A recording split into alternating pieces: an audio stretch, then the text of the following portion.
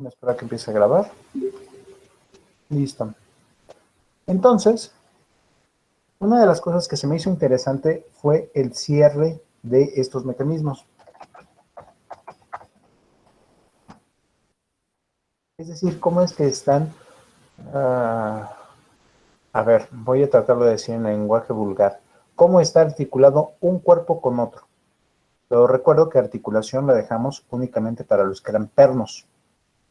Era muy genérico. Simplemente decía cómo se juntaba un cuerpo con otro y por eso es que no me gustaba. Creo que el nombre más apropiado habría sido par cinemático. Par cinemático me está indicando que son dos cuerpos que están conectados en un punto y tienen un movimiento relativo. No sé si anotamos eso la vez pasada.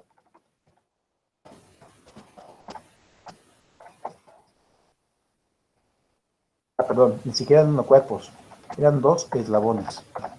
El conjunto de todos los cuerpos y piezas que lleve ese mismo movimiento es lo que vamos a considerar eslabón. Los eslabones conectados con movimiento relativo.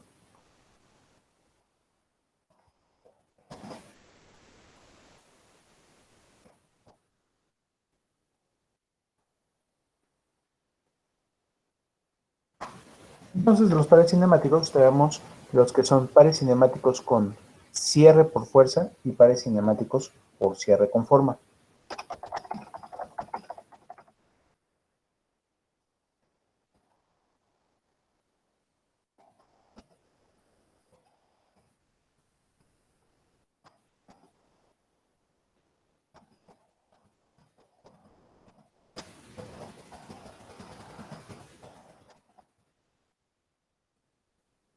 Pares cinemáticos con cierre con forma en alguna superficie que le da contención.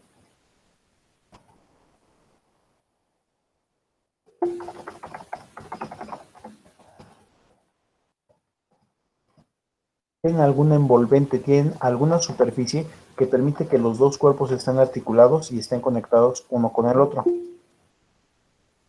Ese tendría un cierre por forma. En cambio, los que tienen cierre por fuerza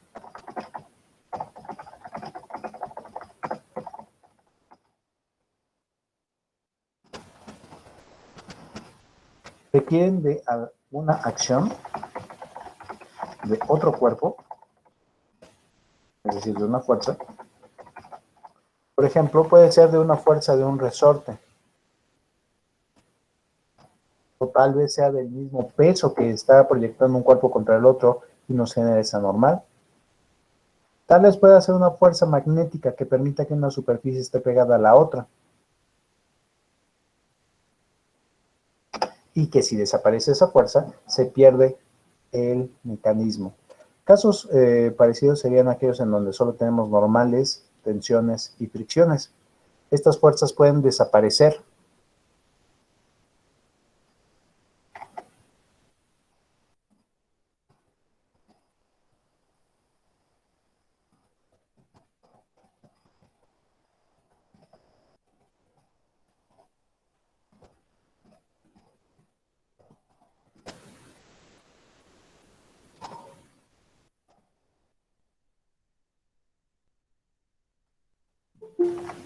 Eslabones.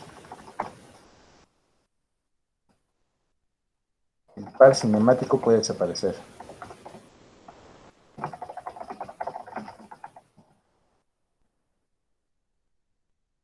¿Son más seguros los de cierre por forma? Sí, esos aseguran que siempre está en contacto el cuerpo hasta que se rompa. O son más seguros los de cierre por fuerza. Esos también los ocupo muy frecuentemente, solo que tengo que asegurarme que la fuerza exista siempre. Si no existe esa fuerza que asegure el cierre, se van a desarticular. Va a perderse el par cinemático, va a desaparecer. Dejen, sigo dando entrada a sus compañeros.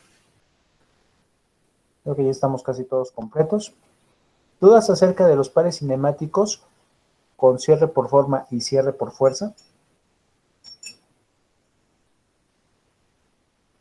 ¿Sí están viendo ustedes el Word?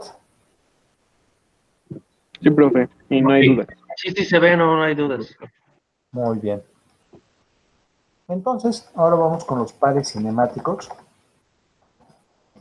superiores e inferiores.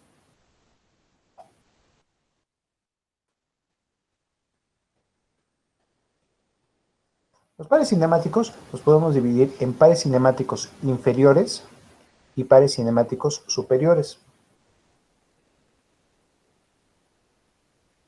Bueno, existen muchos tipos de pares cinemáticos y esta clasificación se refiere a cómo es la superficie o punto de contacto que tengan.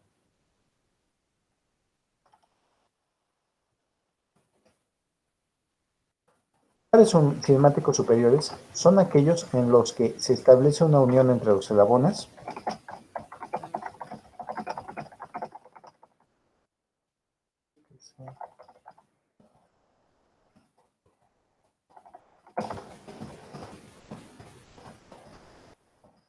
por medio de una línea o, o punto de contacto.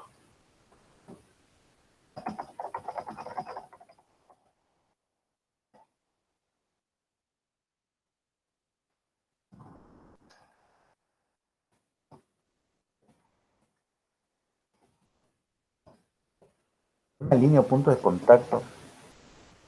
De los ejercicios que estamos viendo la clase pasada, creo que este sería el caso de línea o punto de contacto. Dejen busco. Ah, la rueda contra el riel. Una rueda contra un riel sería un caso de un par cinemático superior.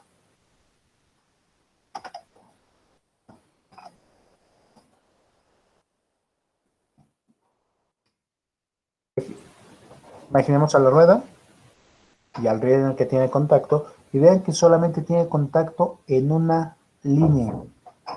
La línea que toca de la rueda contra el riel. Otro ejemplo sería el de una punta sobre una superficie lisa.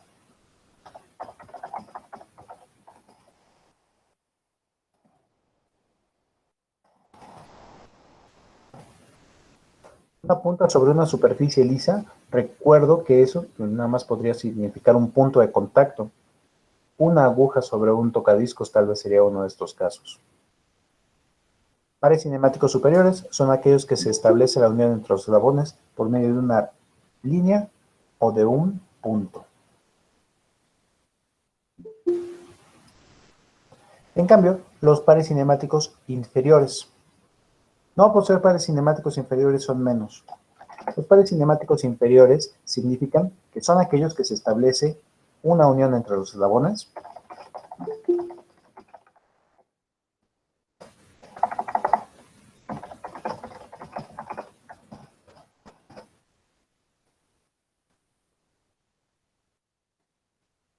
por medio de una superficie.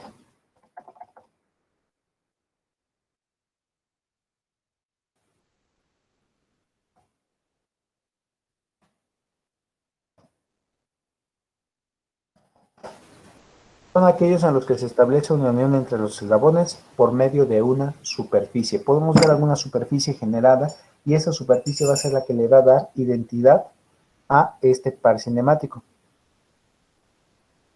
Pares cinemáticos superiores, línea o punto de contacto. Cuidado con estas líneas y puntos de contacto. Vean que pueden tener un deslizamiento entre sí. A diferencia de los pares cinemáticos inferiores. En los pares cinemáticos inferiores, esta superficie que estamos hablando es quien le da la identidad al par cinemático.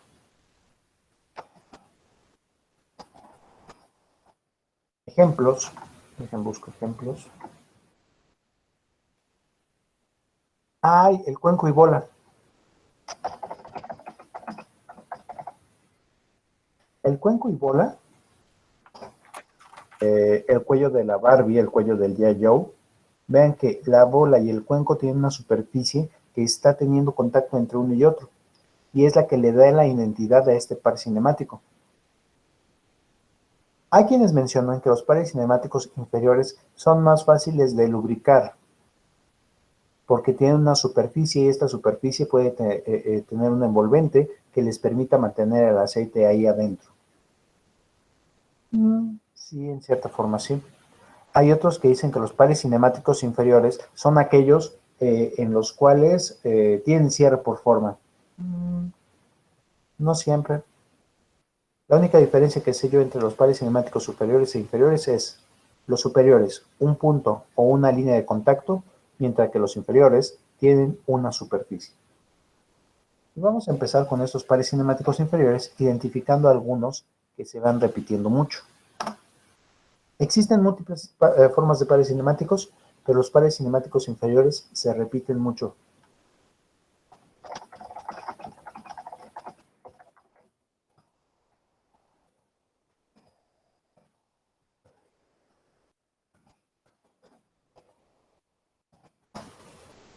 Muy bien. Dejen, voy a buscar la imagen.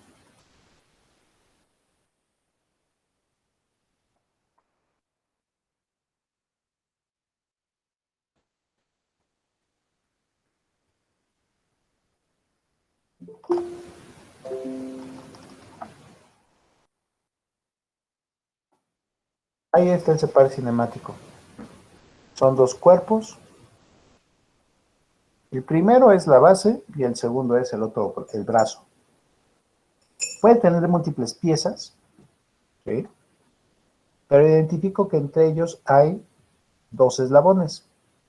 Uno que es la base y el otro que es el brazo. De estos dos eslabones, veamos qué posible movimiento tienen. Voy a volver a hacer el análisis de grados de libertad y movimientos posibles para poderlo identificar bien.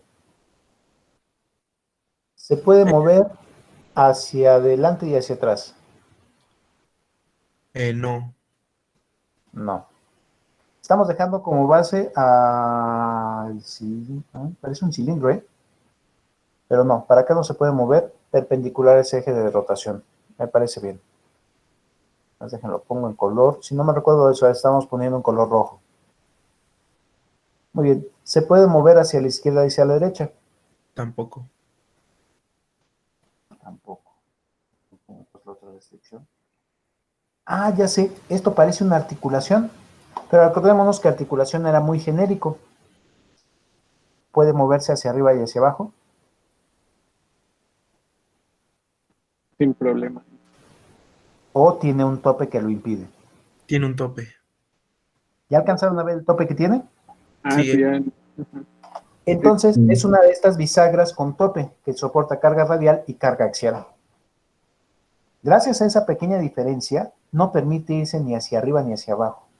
Resulta que ya pues, no sabía cómo era, pero puedo empezar a analizar los movimientos a partir de lo que veo dentro del cuerpo para ver cuántas son sus restricciones y cuáles son sus grados de libertad. Tampoco se mueve mover hacia arriba y hacia abajo. Puede rotar en el eje que puse primero, el que va hacia afuera. No, sí. No. Gracias a la forma que tiene esta superficie de contacto, no permite ese giro.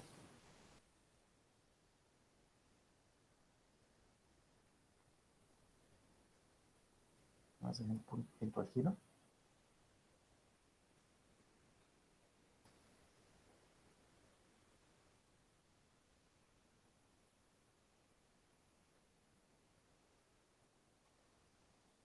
Como no sé hacia dónde va, lo voy a poner con un giro positivo.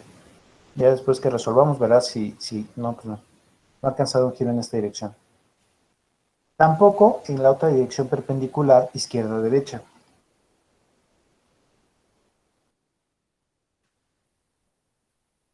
En esa otra dirección también tiene la misma restricción.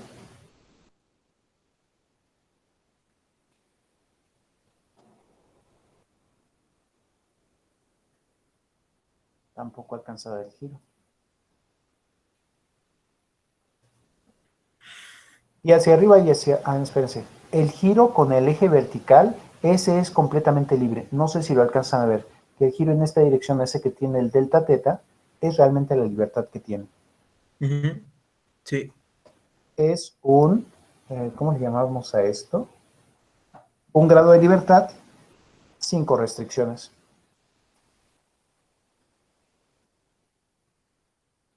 Ya habíamos analizado este cuerpo, ¿sí? Lo vimos en la ocasión pasada como una bisagra con un tope para la carga axial, soporta carga radial y soporta carga axial.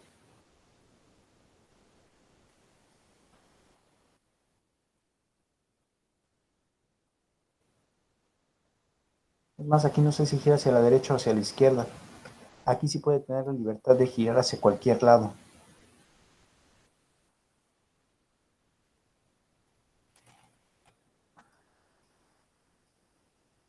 Entonces, ahí tenemos a nuestro grado de libertad. Ahora, eso fue con el análisis que hacíamos la clase pasada. Ahora el siguiente análisis que quiero hacer es cuál es la superficie de contacto. ¿Cómo le llamaría?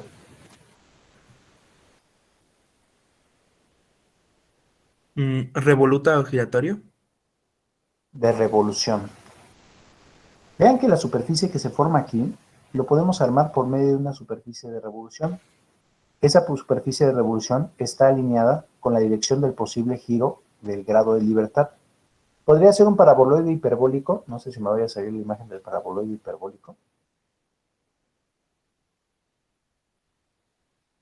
Ay, yo me acuerdo que lo tenía por aquí. 2 segundos.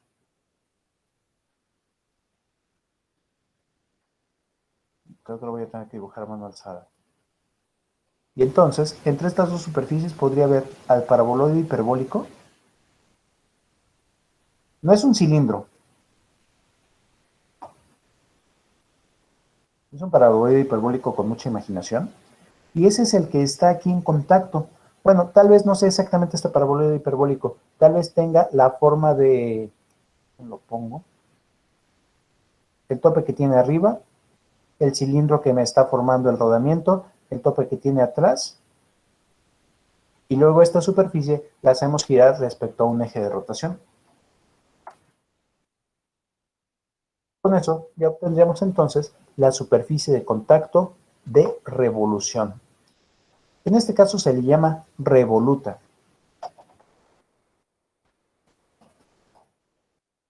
Se identifica por la letra R.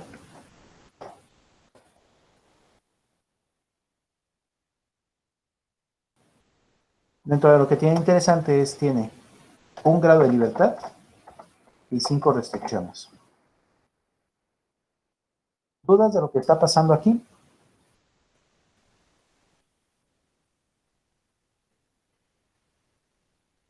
¿Sí alcanzan a ver la superficie de contacto? Sí, sí se ve. Sí, profesor. Muy bien, nada más dejen mejor la imagen de la superficie de revolución. Mientras ustedes, por favor, vayan haciendo el dibujo de esa superficie de revolución.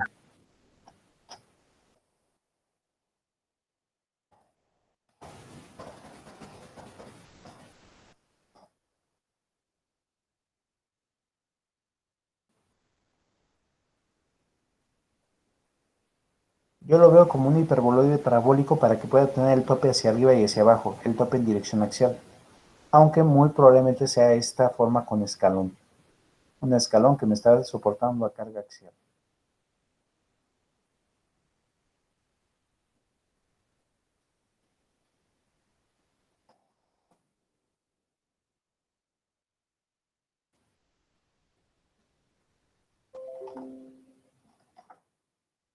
Que diferencia de imagen.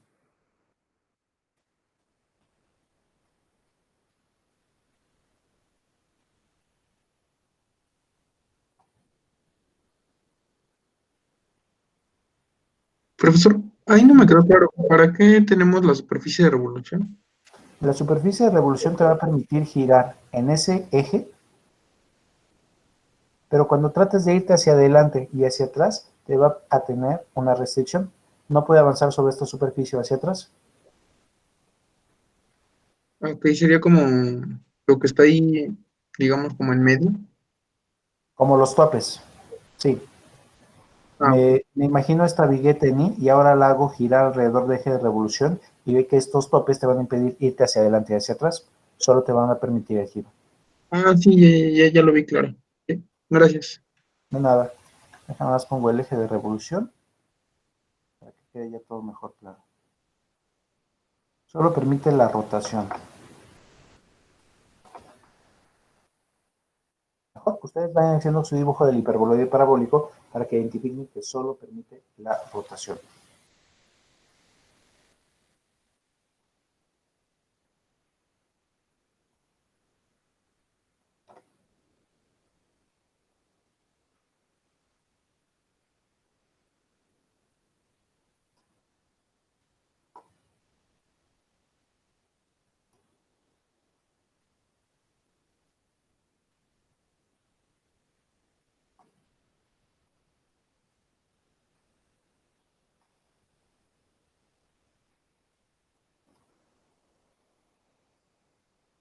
Esta solo permite la rotación alrededor del eje de revolución.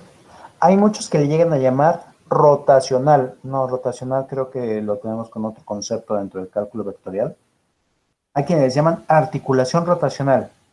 No, articulación rotacional es muy primitivo. Par cinemático revoluto sería su nombre más adecuado. ¿Dudas del par cinemático revoluto? Profe. No, profe. ¿Podemos continuar? Vean que el grado de libertad lo pongo en los dos sentidos, arriba y abajo, porque no sé hacia dónde pueda girar. Este queda completamente libre. Mientras que las restricciones siempre las pongo positivas para ver si estoy calculándolos bien. Si me salen negativas, simplemente quiere decir que iba hacia el otro lado. Entonces, vamos a continuar.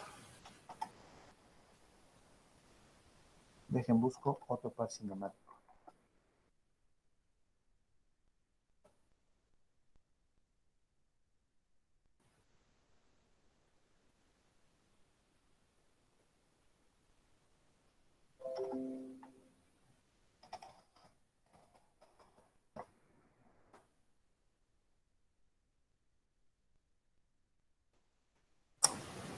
No, este es distinto.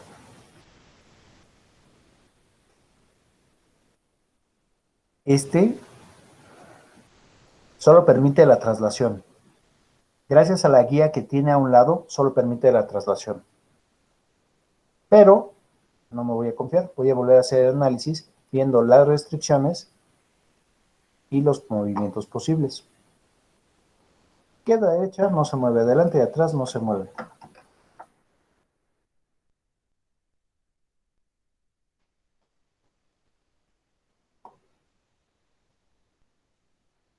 Ahora es arriba y abajo si se mueve.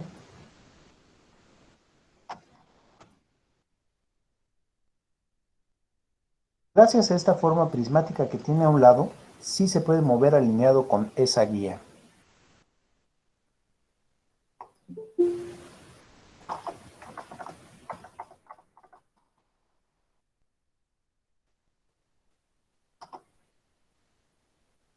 Ahora vamos a ver todas las rotaciones y diría, la rotación de adelante y atrás no lo logra. La rotación de izquierda a derecha tampoco la logra.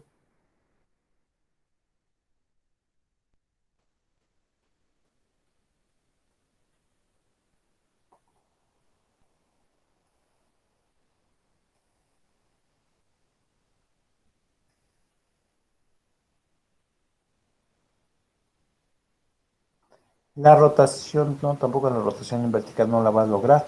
Esto debido a la guía en forma de prisma que tiene.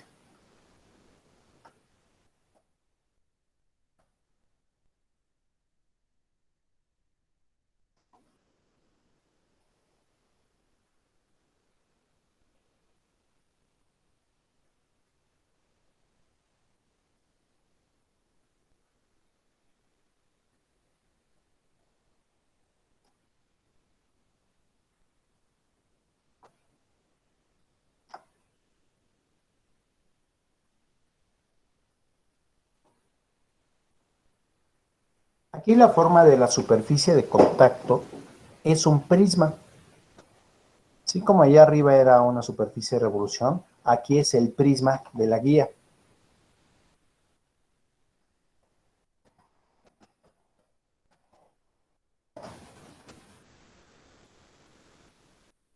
A lo largo del eje de extensión de ese prisma es que se va a poder mover este cuerpo.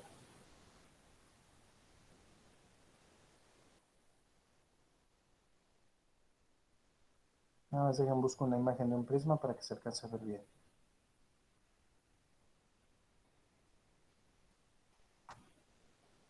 A lo largo del eje de extensión de ese prisma es que va a poder ser el movimiento de este cuerpo.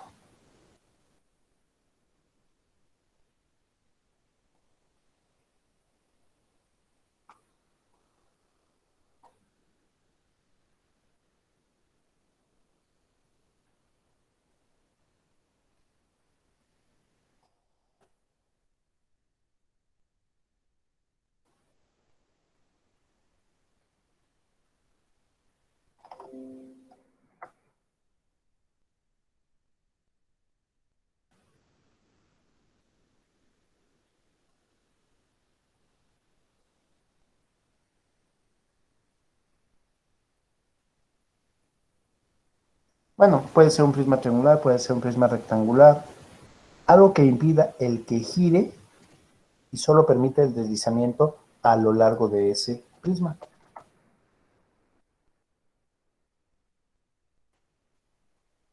A esta articulación le vamos a llamar prismática.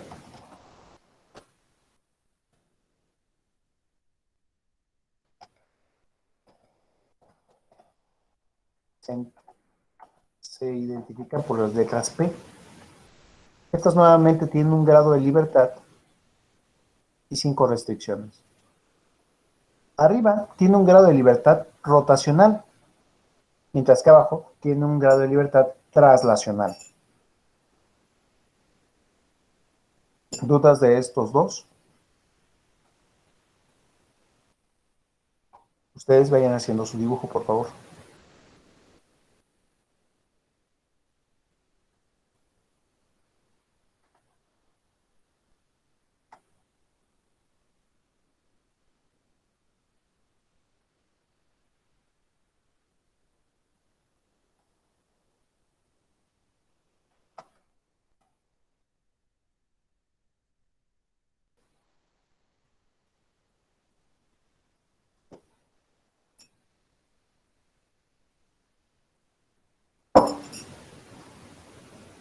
Prismática. ¿Si alcanzan a ver el prisma, la guía? ¿Cuánto tiempo para que terminen de hacer ustedes su dibujo?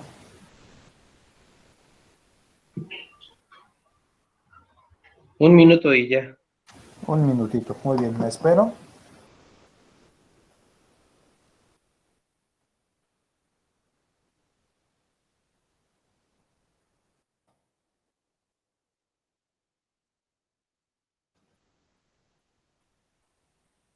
Déjalo cambiar tantito de lado para que pueda ponerlo al lado del revoluto. Ahí está. Y pueda editar otra imagen.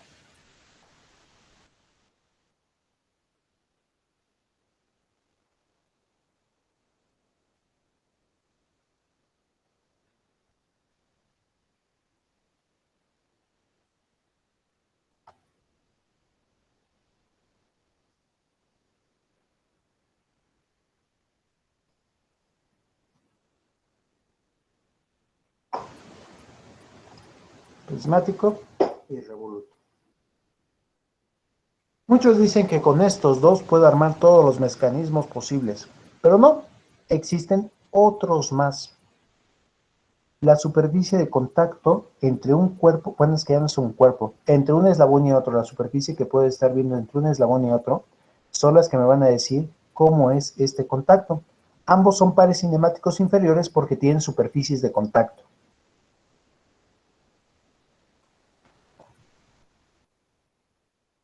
¿Listos?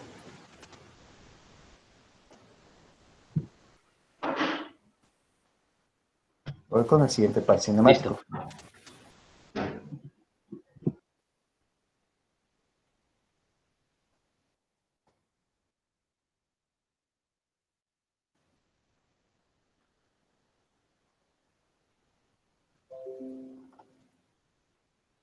A ver, cara de qué le ven.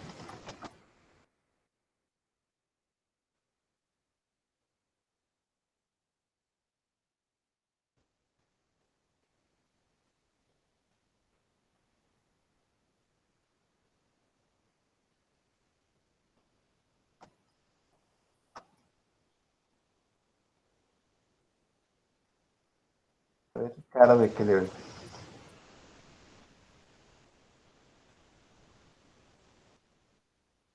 No sé ustedes, pero yo le veo la cara de la bisagra. De la bisagra que no soportaba la carga alrededor del eje. Aquella que sí permitía el desplazamiento alrededor de este eje. Es muy parecido a la revoluta. ¿Es un par cilíndrico? Cilíndrico, justamente. Y es cilíndrico porque la superficie de revolución, aquí dejen, ni siquiera es una superficie de revolución, no es una superficie prismática, es la 2. Es una superficie cilíndrica. Y gracias a esa superficie cilíndrica es que permite los dos movimientos simultáneos. Nuevamente, las restricciones no me permite ni moverme ni adelante ni hacia atrás, ni girar a la izquierda o a la derecha. Ahora lo que me permite es moverme hacia arriba y hacia abajo y girar en dirección vertical.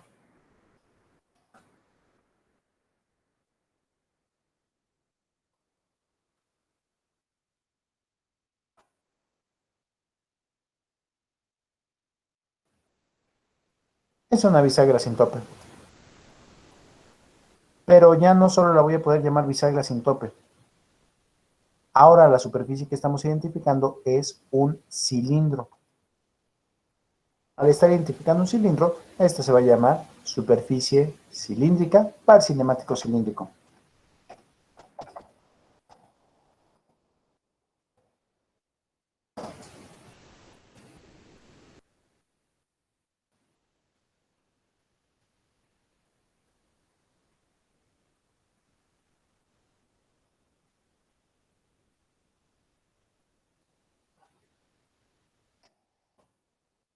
Profesor, ¿qué dijo que era? ¿Era una bisagra sin tope? ¿Algo así? Una bisagra sin tope. Dentro de los que estamos analizando la vez anterior, esta es una bisagra sin tope. Ve que no tiene el tope que va hacia adelante y hacia atrás. Pero ya hablando apropiadamente de mecanismos, les diría que este es una cilíndrica. Veo que la superficie de contacto que está allá adentro es en realidad un cilindro. ¿Ya lo viste?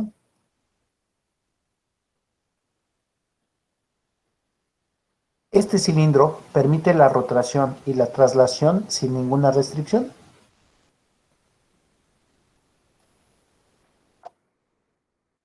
Este par cinemático se llama entonces cilíndrico. Se identifica por una letra C, pero mucho cuidado, tiene 2 grados de libertad y 4 restricciones.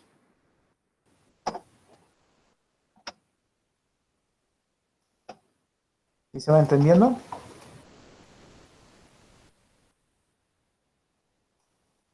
Sí, profe.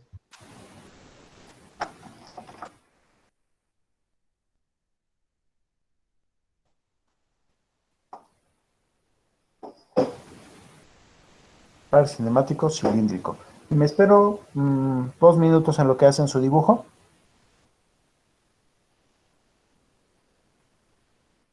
Sí, profe, gracias. Mientras voy yo también editando la imagen.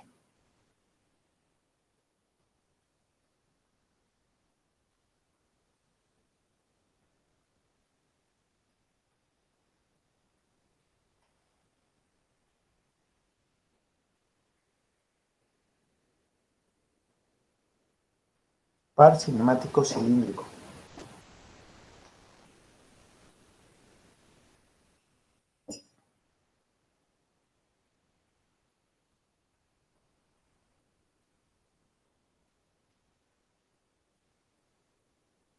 Yo me acabo de dar cuenta que para que quede todo ordenado me faltó el C.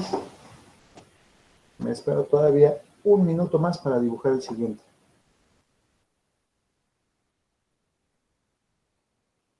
Par cinemático cilíndrico. ¿Le faltó el helicoidal, profe? El helicoidal. Correcto.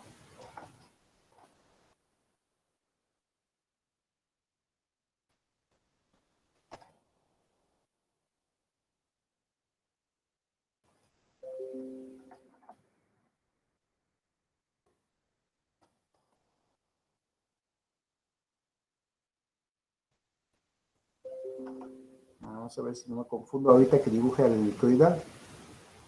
Me espera todavía un momento.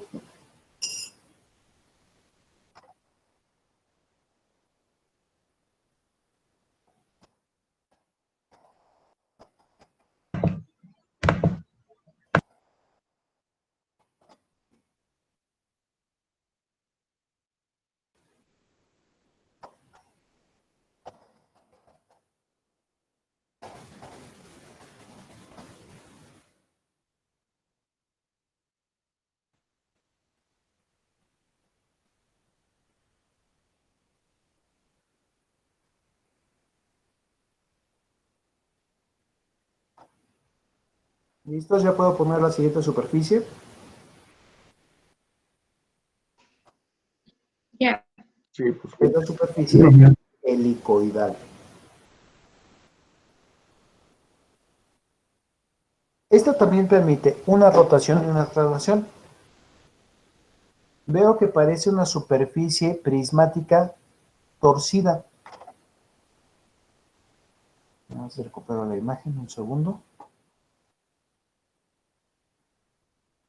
Una idea más fácil que podrían tener sería, ya sé, un tornillo y una tuerca. La superficie que se forma entre un tornillo y una tuerca, una hélice.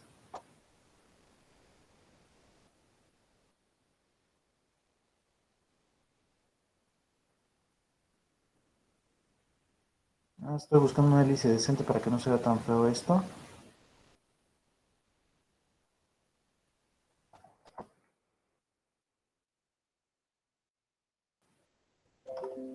A ver si queda.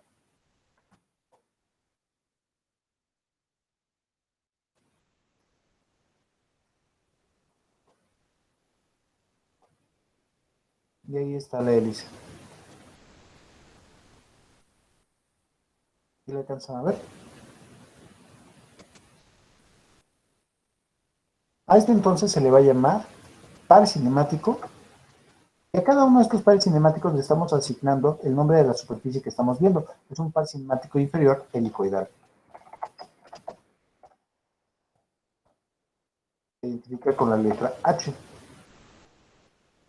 Ahora vamos a analizar con cuidado cuáles son los movimientos posibles y las restricciones que tiene.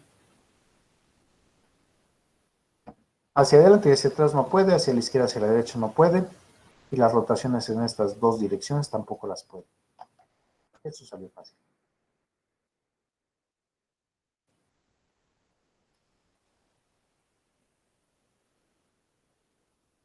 Ahora, lo que pasa alineado con el eje es un poco más difícil de ver.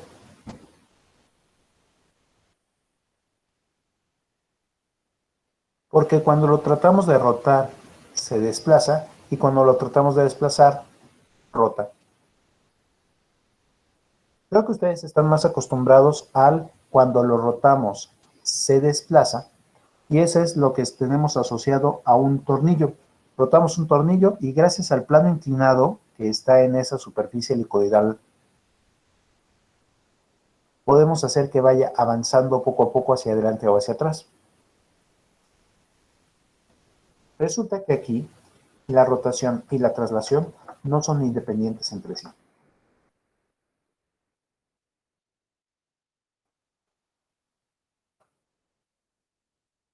Profe, una pregunta Diga usted.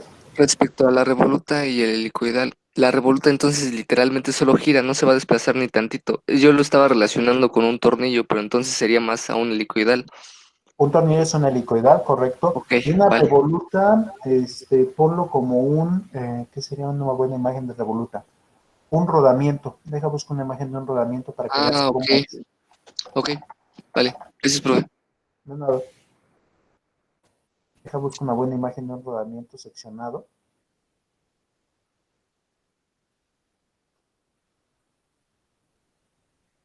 Y a ver si se alcanza a ver.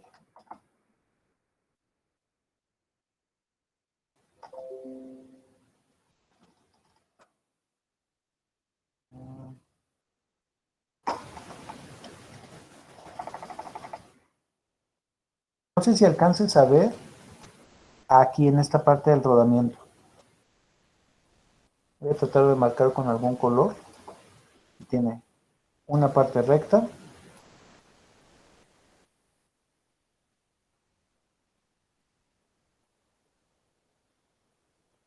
Otra parte recta.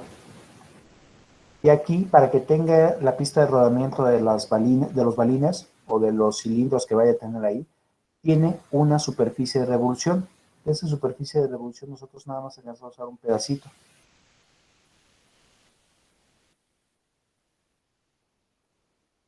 ¿Ya lo alcanzaste a ver? Sí, gracias, profe. Y, profe, otra pregunta que acaba de surgir. ¿Ese qué sería? ¿Lo podría ver como un par cinemático superior? ¿Cuál? ¿El del un rodamiento? El valero, ajá. Sí, es un par cinemático revoluto. Ahora, es parte de un par cinemático revoluto. Aquí le falta, tiene muchas piezas. Eso creo que sí se alcanza a ver que tiene muchas piezas.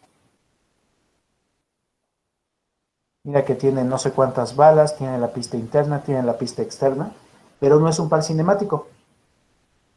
Para que fuera un par cinemático, a la pista interna se la conecta un cuerpo y a la pista externa se la conecta otro cuerpo. Y ahora ya dice, un eslabón Ah, ok. incluye la pista interna y el cuerpo que va a estar girando, y otro eslabón que incluye la pista externa y el otro cuerpo que va a estar como base. Ok, Así como está, sería solo una pieza.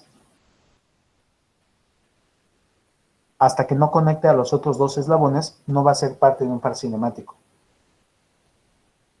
ok. ¿Mejor? Sí, profe, pero bueno, respecto a las superficies, los valeros, no, ¿cómo se llaman? Rodamientos. Valeritos, las rueditas estas esféricas. Los Las balines, varas, los considero como puntos o como superficie, si lo quisiera ver como par inferior o superior, si ya tratara o de ver qué depende de mi está pasando análisis. aquí con cada una de las balas. Ajá, Muy buena pregunta. Según yo, debía ser un par cinemático superior, porque tienes nada más líneas de contacto o puntos de contacto entre las superficies. Tienes puntos en la parte de abajo, puntos en la parte de arriba. Eso da una ventaja para unas transmisiones variables que están haciendo, en el cual van variando el punto de contacto y va variando la velocidad de transmisión. Si está en una parte que está más hacia el eje, va a tener una menor velocidad, una menor relación de contacto.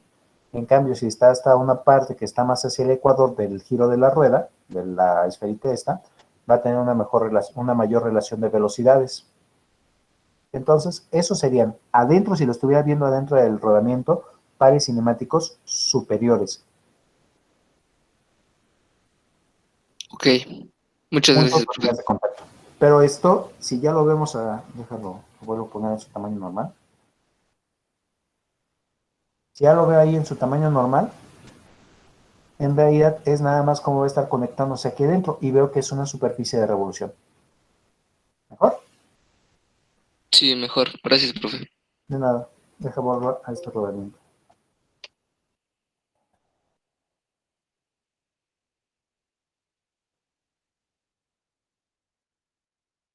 Muy bien.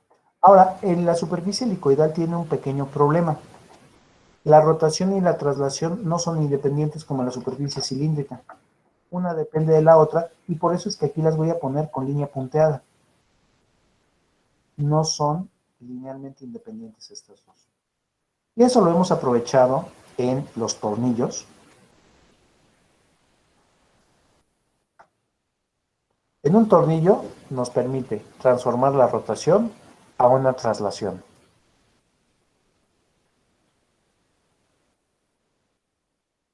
Pero también ha tenido la oportunidad de transformar una traslación a una rotación. En las plazas públicas muchas veces pasa el vendedor de juguetes infantiles.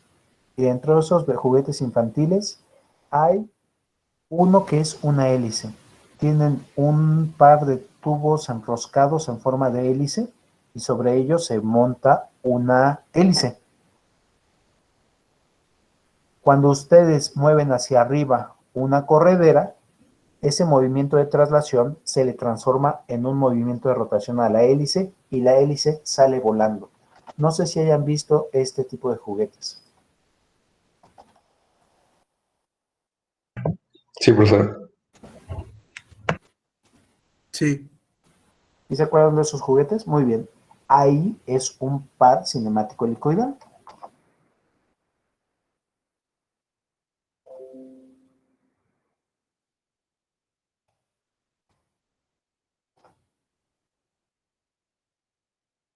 Lo voy a poner por acá, ¿no?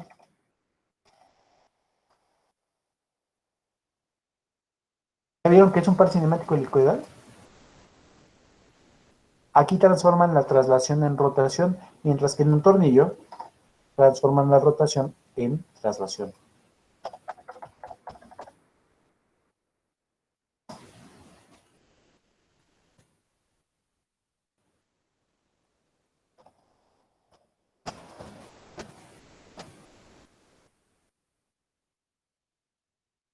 ¿Cuál es la diferencia?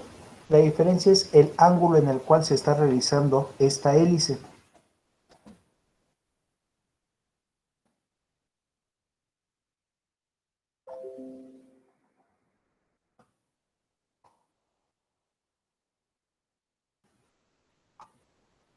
Si el ángulo que tiene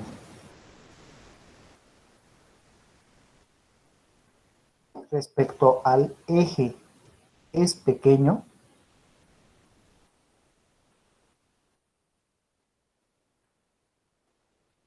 si el ángulo que tiene la hélice respecto al eje es pequeño, va a transformar la traslación en rotación. En cambio, si el ángulo que tiene la hélice respecto al eje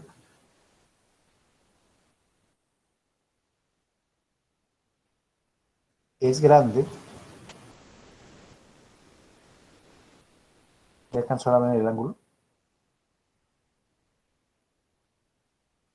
Si el ángulo que tiene la hélice respecto al eje es grande, ahí va a transformar la rotación en traslación. Yo creo que eso lo notamos por algún lado aparte, porque normalmente no lo tendría que estar diciendo en mecanismos, eso lo tendría que estar diciendo en diseño de elementos de máquinas. Si el ángulo que tiene la hélice respecto al eje es pequeño, transforma la traslación en rotación.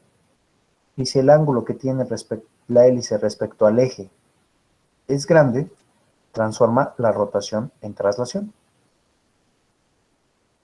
El caso limítrofe es cuando está a 45 grados.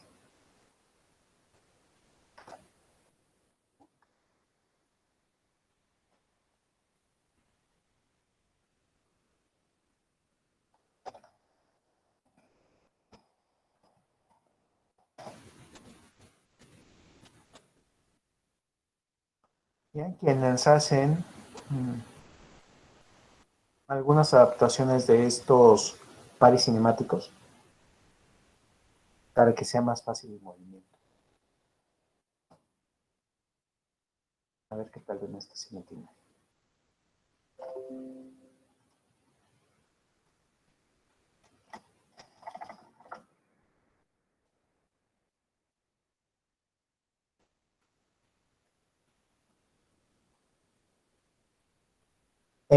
Bueno, en cuanto conecte un cuerpo con otro, va a ser un muy bonito par cinemático helicoidal. ¿Ya alcanzaron a ver la hélice? Sí, profe. Y para poder transformar rápidamente el movimiento traslacional en rotacional y rotacional en traslacional, lo que están añadiendo es colocando un sinfín de esferas para que funcione como un rodamiento y reducir la fricción. Se ve que va a salir cara la pieza, ¿eh? Pero ocuparía este tipo de piezas cuando trate de transformar rotaciones en traslaciones en un robot, por ejemplo.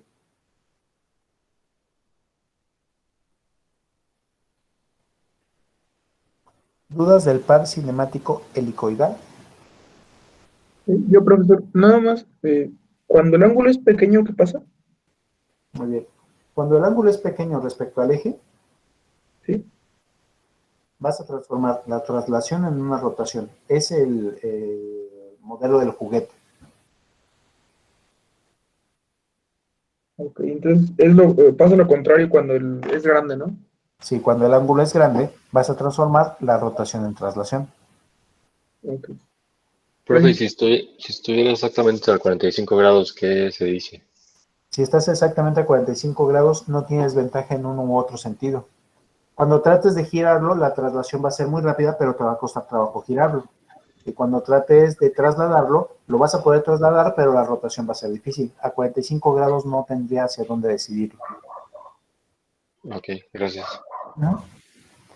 Ahora ve que no se acercan a 45 grados, se van alejando 45 grados para tener un comportamiento u otro. A esto se le llama ángulo de la hélice. Entonces necesitan revisar cuál es el ángulo de la hélice para saber cuál va a ser el comportamiento. Profesor, ¿podría volver a explicar qué hace el último mecanismo que enseñó, el de los rodamientos? ¿Voy? Sí, es. Muy bien. Este es un par cinemático helicoidal. Conecta la carcasa que tiene las perforaciones que va a ir a un primer elemento, por ejemplo, un brazo de robot, con el centro que va a tener una traslación y una rotación simultáneas. Me imagino que la base, la carcasa, está pegada al primer cuerpo. Y entonces, en donde están los tornillos, la cuerda de aquí del extremo, le voy a colocar un motor, el segundo brazo o algo que vaya a estar conectado ahí. Y cuando yo le dé vuelta al eje del centro, este eje va a estar empezando a avanzar o a retroceder poco a poco. Observa cómo es el ángulo de la hélice. El ángulo de la hélice en este caso es muy grande respecto al eje. Este transformaría rotación en traslación. Y cuando le dé 5 vueltas a ese eje, esto se va a trasladar 1 centímetro hacia adelante, 1 centímetro hacia atrás. Cuando Ok, lo haga en perfecto. el otro sentido, se va a trasladar en dirección contraria. En sentido contrario, perdón. Ok, muchas gracias. ¿Sí quedó mejor? Sí, sí, gracias. ¿Saben dónde he visto este tipo de mecanismos? En las impresoras. En las impresoras, en algún lado en su interior, que son impresoras buenas. Bueno, eran las impresoras viejitas. Ya. Las viejitas veía estas barras. Y entonces estaban conectados a los carros de impresión, a los que sean. ¿Se acuerdan de esas impresoras? Sí. Tenían estos tornillos grandes con pares cinemáticos helicoidales que giraban rápidamente aquí y permitían que el carro se moviera hacia adelante y hacia atrás. Qué bonito par cinemático. Yo creo que sí voy a dejar las imágenes, pero hasta el final del texto, para que nos recordemos de ellas. Porque nosotros estábamos con el par cinemático helicoidal. Sí se entiende que entonces la traslación y la rotación no son independientes una de la otra. Están conectadas por el ángulo de la hélice. ¿Puedo continuar? Sí, profesor. Muy bien. Voy con el siguiente par cinemático. Vamos a ver bien me quedo.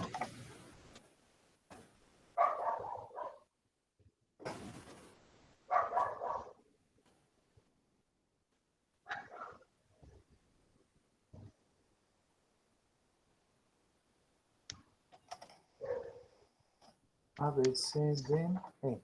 Estamos con pares cinemáticos superiores o inferiores. ¿Qué quedamos que eran? Inferiores. Inferiores. Inferiores, porque tienen una superficie de contacto. Y ahora veamos el siguiente. Creo que ya lo conocen. Vamos a revisarlo de todas maneras. ¿Cuál es ese que permitía todos los giros, pero no permitía las traslaciones?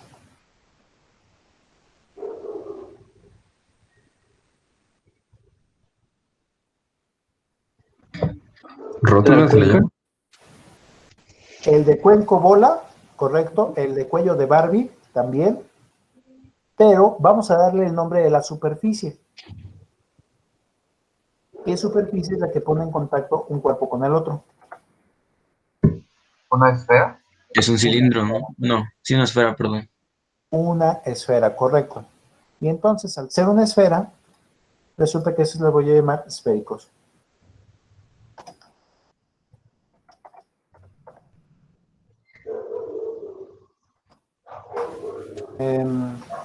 Me gustaría decirles pero como mucha de esta literatura viene en inglés, normalmente los conocen como ese de spheric, esférico. La superficie que tiene contacto, entonces, es una esfera.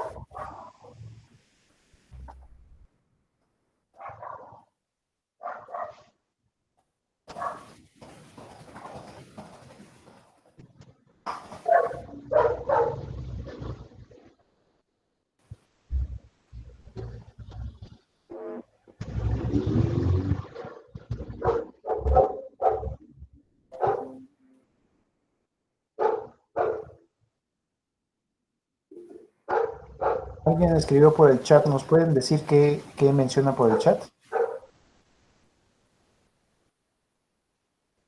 ¿No escribieron por el chat? Ah, es que hay un compañero que tiene el micrófono abierto y estaba pidiéndole que si lo puede apagar. Ah, ya, muchísimas gracias. Regreso entonces al texto. ¿Ya se alcanza a ver la superficie esférica que está allá adentro involucrada? Sí. Sí, profe. Muy bien. Esto ya lo analizamos en la clase pasada. Les diría, tiene todas las rotaciones libres.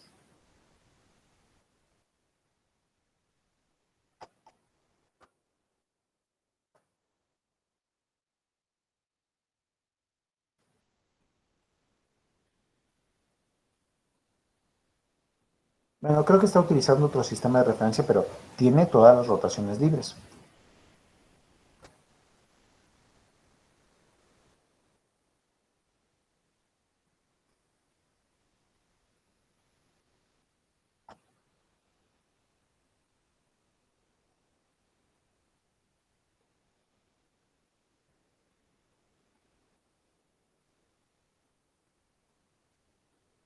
Lo que sí está resistiendo es cualquier movimiento hacia la izquierda, hacia la derecha.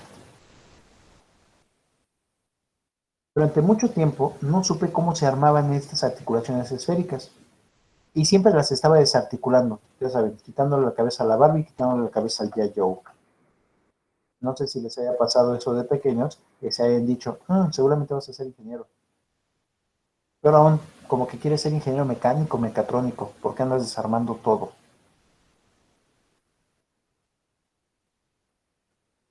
No permiten ninguna traslación.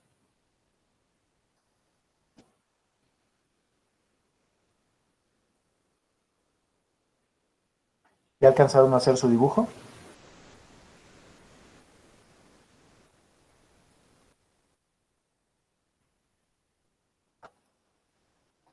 No, profe, en un momento. Me En espero. este caso serían 3 restricciones y 3 grados de libertad, ¿no? Correcto. Profesor. Es que tiene 1 grado y 5 restricciones. No, este tiene 3. En donde dice esféricos, profe, a eso se refiere mi Ah, compañero. lo que Sí, tiene ahorita las cambiamos, claro. Ya pongo por acá ya la indicación. Yo creo que lo voy a dejar nada más con las rotaciones marcadas en pequeño.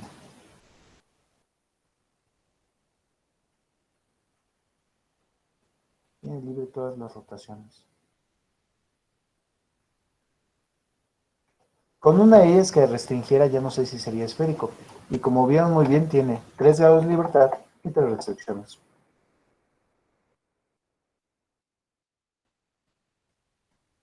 Aquí les diría, tiene 5 restricciones y 1 grado de libertad. Pero ese no sé si es rotacional traslacional o traslacional rotacional. El cilíndrico ese sí de plano tiene 2 grados de libertad, no hay mucho que hacer. Se traslada y se mueve independiente uno del otro. Mientras que en el esférico tiene 3 rotaciones libres.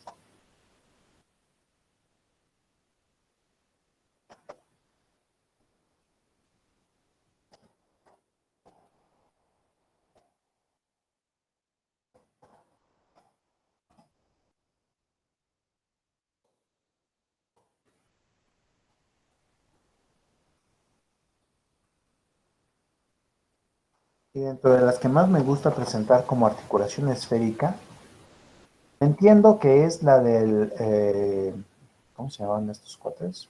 Del J. Joe, de la Barbie.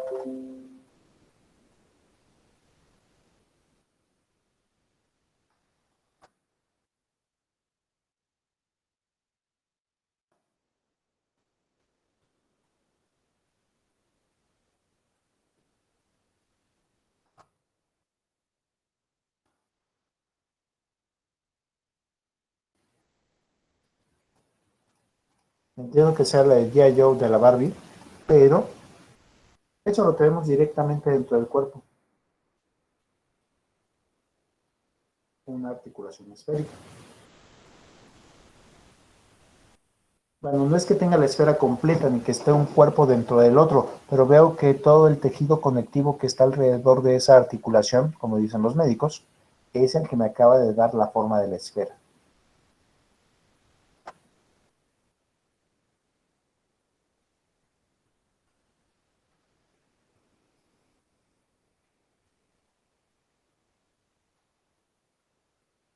Otras articulaciones esféricas, la del hombro.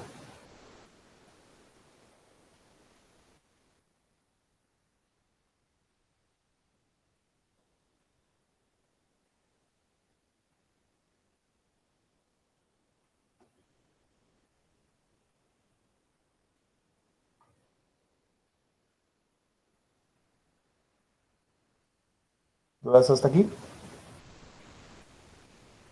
Bueno, dejen pongo la articulación esférica, versión mecánicos.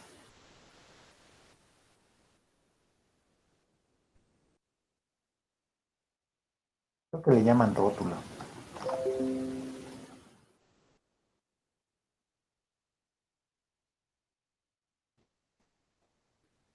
Sé que es la que se rompe a cada rato en los microbuses.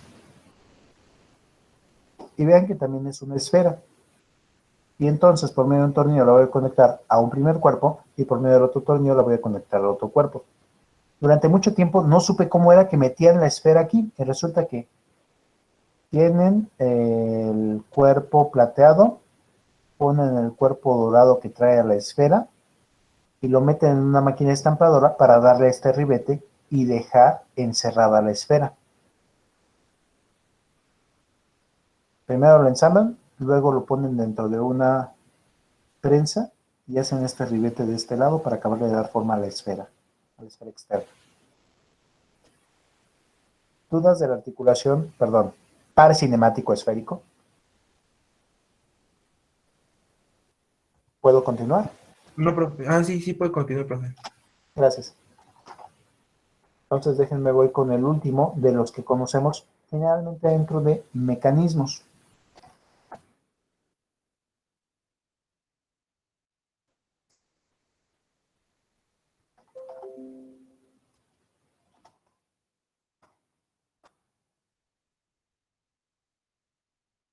Ah, caray. Se ve raro. Yo nada más alcanzo a ver una superficie plana. No sé qué alcancen a ver ustedes. También un plano. Un plano. Vamos a tener que analizar con estas flechas para ver qué movimientos posibles tienen. Y entonces, eligiendo los ejes que más nos convengan, diría, esto se puede mover hacia adelante y hacia atrás, sin ningún problema.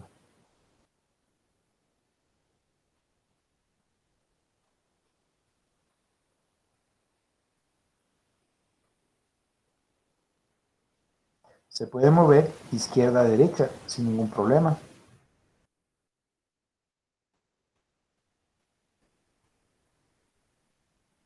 Lo que no podría hacer es separarse. ¿Ven que si se separa pierde contacto? O si se trata de ir hacia abajo, se genera la restricción normal a la superficie. Esa dirección no puede. Ahora voy con las rotaciones. Y de las rotaciones, si empezamos a rotarlo con respecto a alguna de las flechas verdes, ocurre un grave problema. Va a cambiar la naturaleza de ese par cinemático. Va a pasar de ser un par cinemático plano, un par cinemático inferior, a tener solo un contacto en una línea.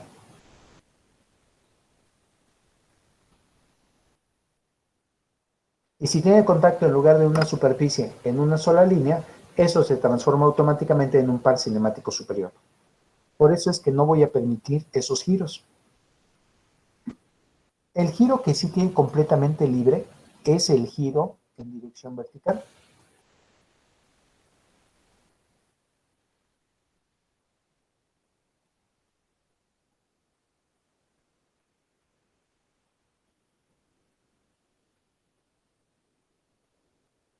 El giro en dirección vertical no le alcanzo a ver a alguna restricción.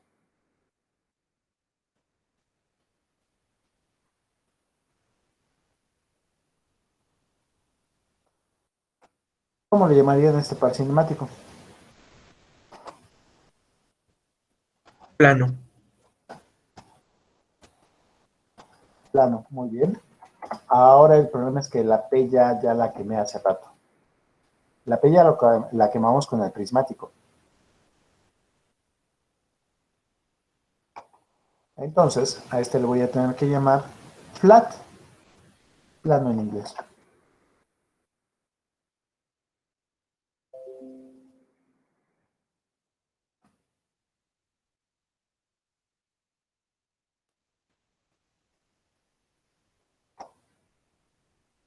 Tiene 3 grados de libertad y 3 restricciones.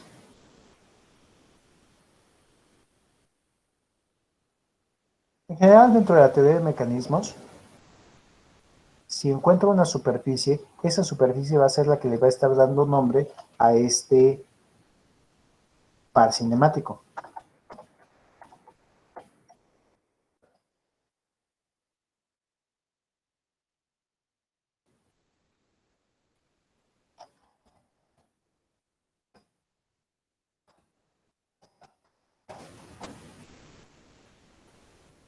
Ahí tendríamos que analizar cuáles son los grados de libertad. Ahora también observo que no siempre los grados de libertad son independientes. Hay veces que uno depende del otro.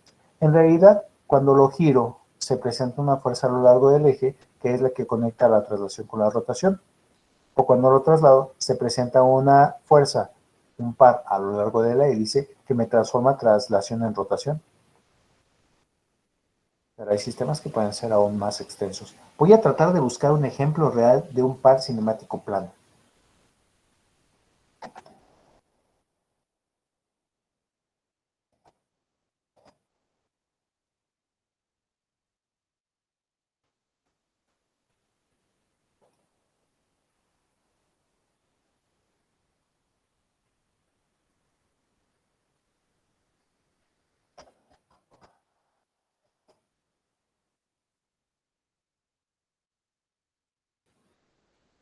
A ver si se deja.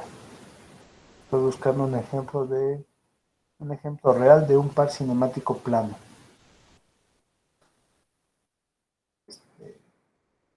No sé qué tan real vaya a salir.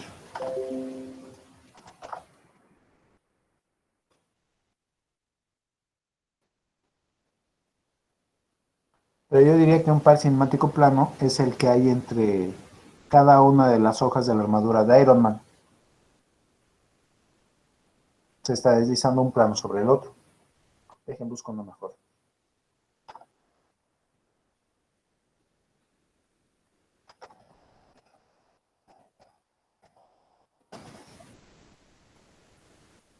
Profesor, cuando estás planchando sería, bueno, no es un mecanismo, pero es como los movimientos que te permiten, ¿no?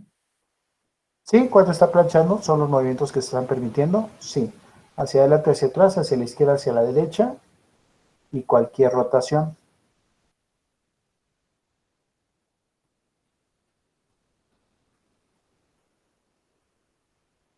Estoy buscando algún ejemplo y todos los ejemplos que estoy encontrando son biológicos, en los cuales el tejido conectivo me da la conexión entre una superficie y otra. Yo creo que esa es la dificultad para poder encontrar cómo hacer una buena mano. Voy a poner otro ejemplo. En los huesos que hay en el carpo, los huesos de la mano, no las falanges, no estos huesos alargados, sino los huesos que están antes de la muñeca, esos tienen pares cinemáticos planos entre sí. Permiten la rotación de un cuerpo sobre otro y la traslación respecto a un plano. Esa parte de la mano es la más difícil para tratar de resolver el movimiento. La mayoría de las manos robóticas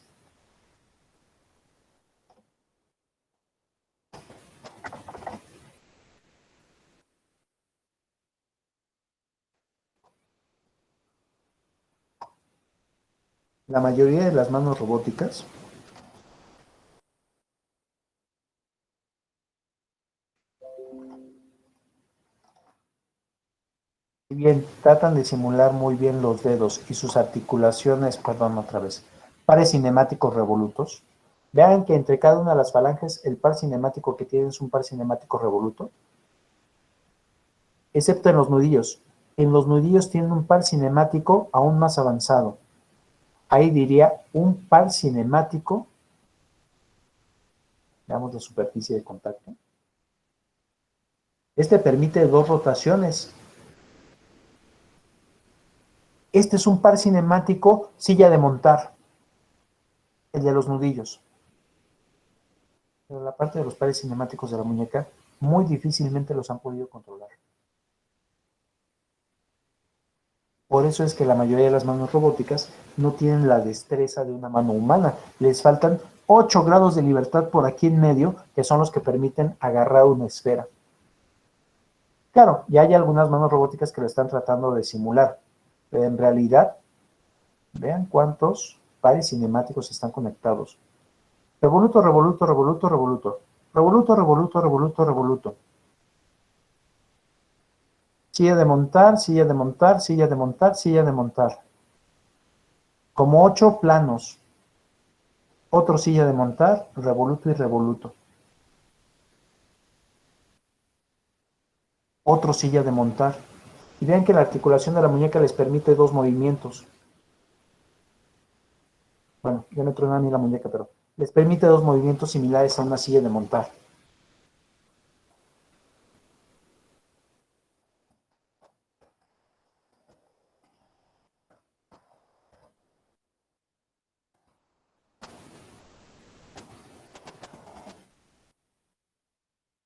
Hiperboloide parabólico. ¿Cómo se le llama al silla de montar?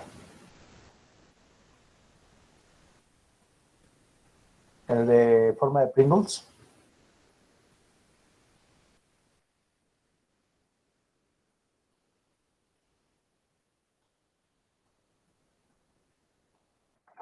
¿Sí siguen por ahí? Es un paraboloide. Un paraboloide hiperbólico. Y entonces, aquí adentro, yo creo que acabamos de encontrar otro par cinemático, el del paraboloide hiperbólico.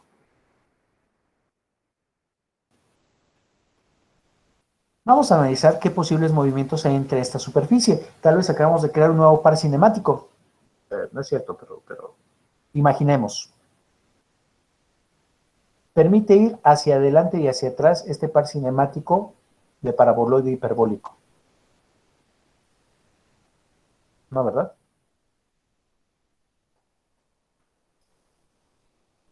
Ni adelante ni atrás.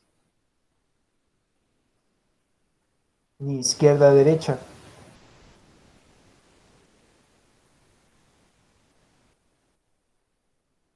Hacia abajo no va a poderse conectar.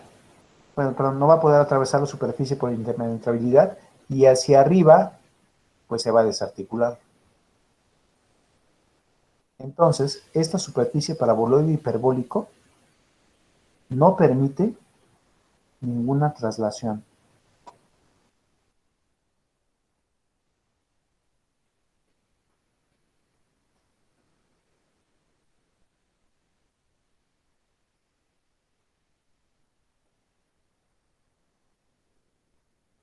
Bueno, tampoco permite todas las rotaciones. Si tratamos de rotarlo en dirección del eje vertical, tampoco lo va a permitir. ¿Ven que la forma del paraboloide haría que se separara el mismo paraboloide y solo quedan puntos de contacto?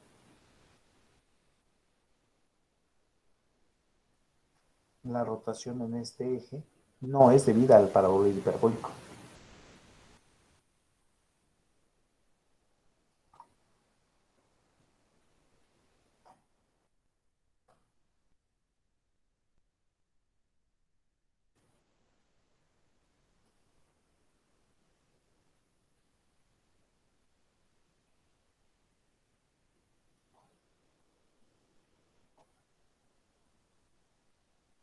Las rotaciones que sí permiten son aquellas con las que están conectadas cada una de las superficies aparentes de rotación del paraboloide, cada una de las parábolas. En esas direcciones sí permitiría la rotación.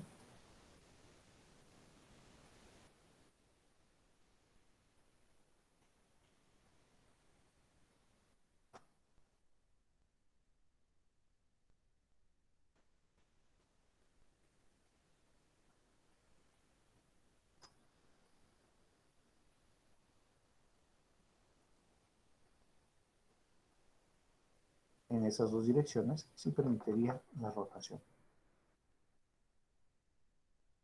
Claro, tampoco es una rotación que puede estar dando vueltas continuamente. Es una rotación restringida.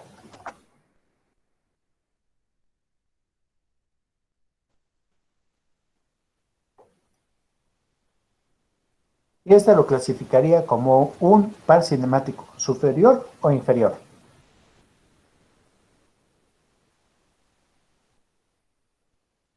Superior ¿Por qué superior? por las líneas en las que se desliza. ¿Es una línea o es una superficie? Es una superficie, ¿no? Entonces, ¿superior o inferior? Inferior. ¿Sí se entendió por qué inferior? Sí. Profe, ¿podría darme otro ejemplo de este par cinemático? Es que no entiendo cómo lo conecto. Muy bien. Vas a tomar tu muñeca. Detén el antebrazo y toma solamente la muñeca. Que no se mueva ni el radio ni el cubito. Ok. ¿Ya lo tienes? Ajá. Muy bien. Ve que la rotación en dirección del eje vertical, como estás agarrando tu brazo, no la puedes realizar. Si la tratas de realizar, esa está entre el radio y el cúbito, esa rotación. Ah, ok. Ujú. Las únicas rotaciones que permite la muñeca es la flexión y la extensión, Ujú. y la abducción y la aducción. Ok. Es decir, digo hola o digo ven para acá. Ujú. ¿Ya viste ese par cinemático actuando en tu muñeca? Ok. Hay algunos que tratan de simular este par cinemático por medio de dos pares cinemáticos revolutos, uno ortogonal al otro, pero en realidad es un par cinemático paraboloide hiperbólico. Voy con otro. Ahora detén tu mano y vas a mover tu dedo índice. ¿Puedes Ok. rotar tu dedo índice en dirección vertical? Si tengo el antebrazo vertical, Sí. a ver, me repite la. Muy bien. Toma tu mano, detén tu mano y pon tu Ajá. dedo índice vertical. Ok. ¿Puedes rotar a tu dedo en dirección vertical? Yo diría que sí, pero es más por el nudillo. Ah, muy bien. Tú puedes decir no con el dedo. Tú puedes decir sí con el dedo, pero no puedes decir enróscatelo con el dedo.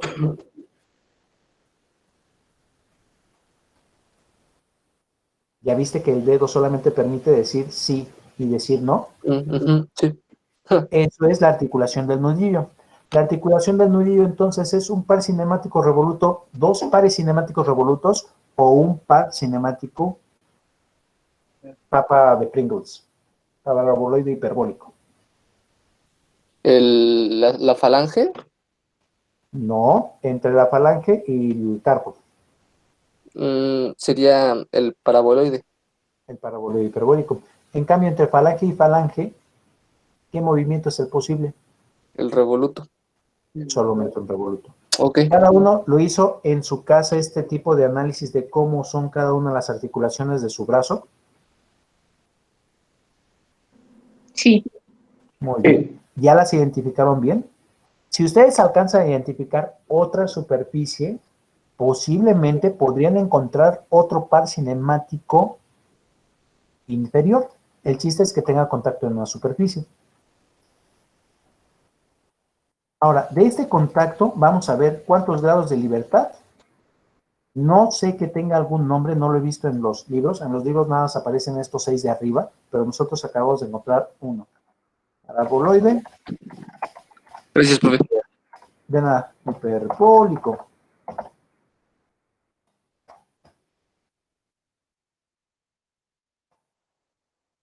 No sé que haya algún símbolo para el paraboloide hiperbólico. Sé que lo tratan de representar con dos R's perpendiculares, pero no sé que haya un símbolo. ¿Cuántos grados de libertad dirían que tiene? 2, ¿no? 2 grados de libertad. ¿Con cuántas restricciones? Con 4 restricciones. ¿Dudas de cómo van a analizar estos pares cinemáticos?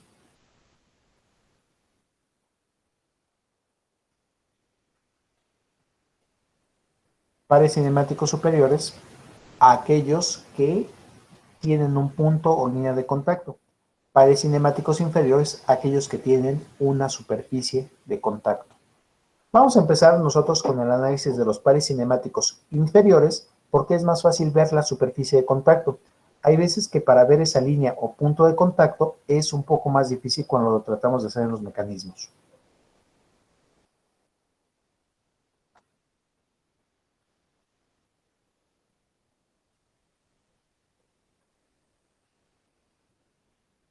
Nada más dejen, acabo de armar la imagen y nos acabamos de inventar un par cinemático. No lo he visto en la literatura. Si alguien lo encuentra, me dice, porque yo no lo he visto en la literatura especializada, el que haya un par cinemático inferior paraboloide hiperbólico.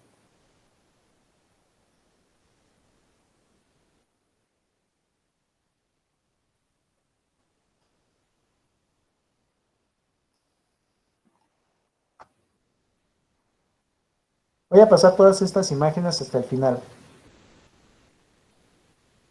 para que las tengamos ahí de recuerdo.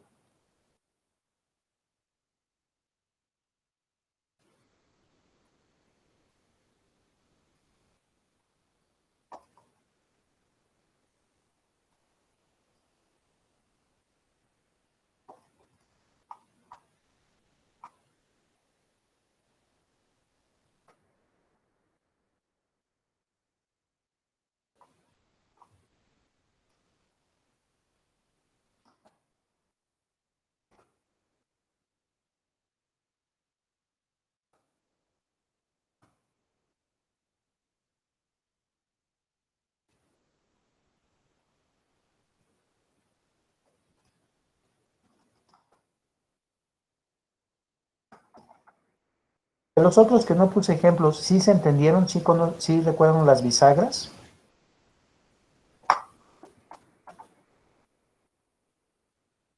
Las Sí, bisagras con apoyo, las bisagras sin apoyo, las chumaceras, los rodamientos.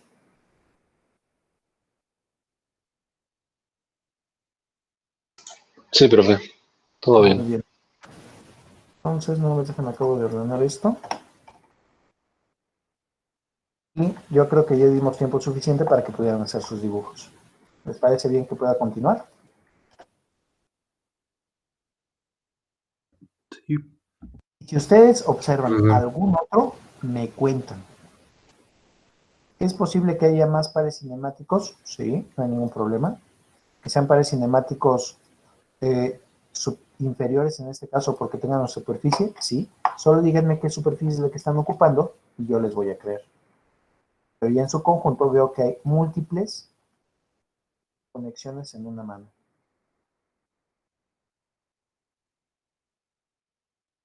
Solo una duda, recuerden hasta dónde les pedí de tarea. ¿Qué fue lo que les pedí de tarea? Las diferencias entre pares cinemáticos superiores e inferiores. ¿Y qué significa orden y grado? Muy bien. ¿Qué significa orden de una? Debe de ser de un par cinemático, ¿verdad? Sí, profe. Sí. Muy bien. Ahí voy con ustedes, 2 segundos, no se acabo de ordenar la imagen.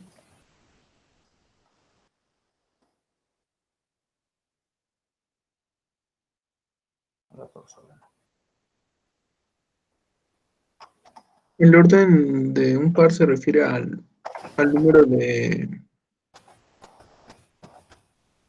eslabones que están conectados, ¿no? Al mismo punto. -1. Al mismo par. El número de eslabones -1. Cinemático. Orden de un par cinemático. Vamos a ver si estamos bien. Se refiere al número de eslabones que están conectados a un mismo punto, ¿no? ¿Es así? Sí, justo. A un mismo par, ¿no? Sería. ¿A un mismo par? Me parece bien. Se refiere al número de eslabones que están conectados a un mismo par. Si hay dos eslabones conectados, El orden es... el orden es 2 menos 1.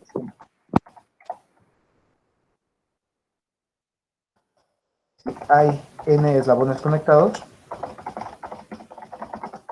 el orden es n menos 1. ¿Correcto? Sí. Sí, profe. Esto nos va a ayudar para analizar cómo está siendo conectado uno con otro por lo siguiente. Cada par cinemático en su nombre trae el defecto. Solo puede analizar entre un cuerpo y otro. Voy a poner un par cinemático de orden 1.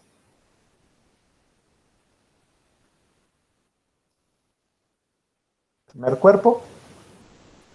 Le voy a representar con este círculo a una par cinemático revoluto. Y le voy a poner el segundo cuerpo.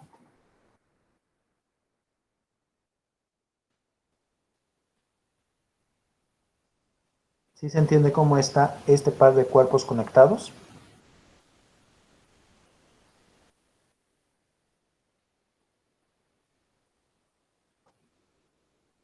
Sí, profe, sí se entiende. Muy bien, pongo a uno conectado a tierra, es decir, al piso. En cuanto lo conecté al piso, ¿cuántos grados de libertad tiene el primer cuerpo?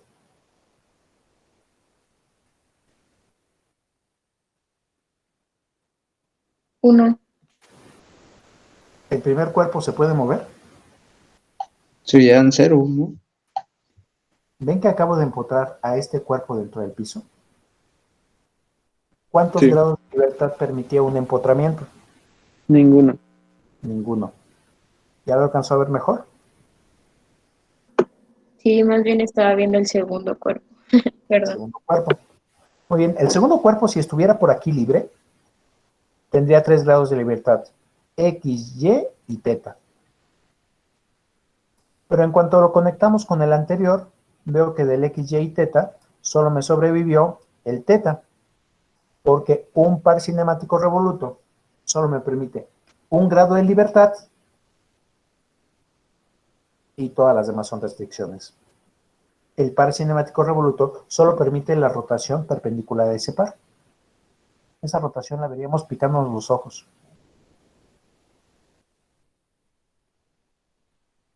Veamos que en realidad tendríamos 3 cuerpos. El primer cuerpo sería la Tierra.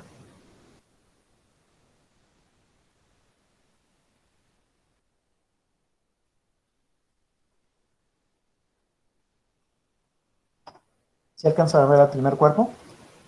La Tierra, el piso. Sí, profe. Luego tendría, bueno, este primer cuerpo sigue siendo este eslabón. Ujú. No es el mismo cuerpo, pero sigue siendo el mismo eslabón, que está fijo al piso.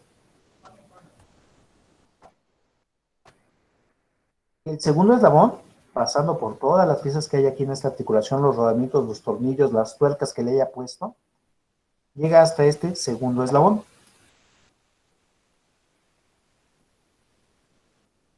En total, el sistema yo lo alcanzo a ver, aunque tiene múltiples piezas, solamente con 2 eslabones.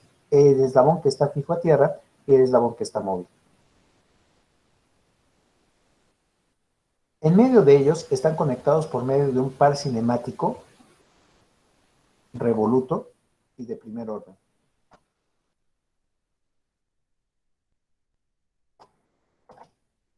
Revoluto y de primer orden, revoluto porque solo permite la rotación, es una superficie de revolución, y de primer orden porque veo que hay dos eslabones que llegan aquí,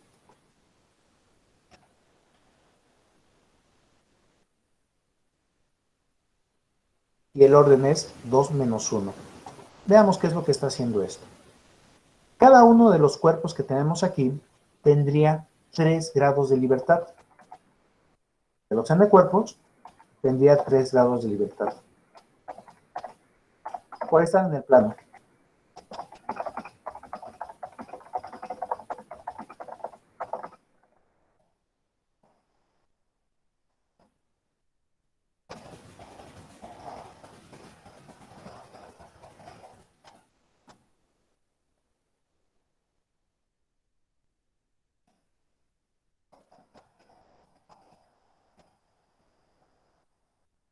Estos grados siendo potenciales, los puede tener 3n.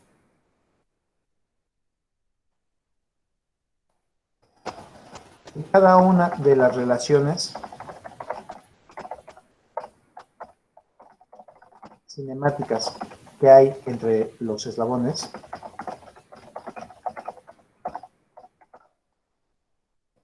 va restringiendo las libertades totales que tiene.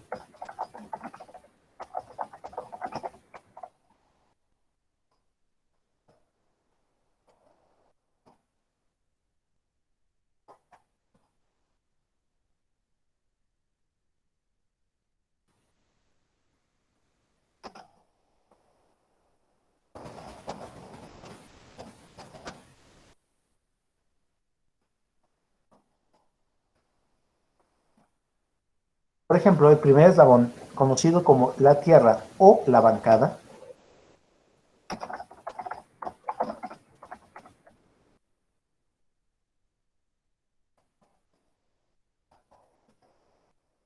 pierde todos sus grados de libertad.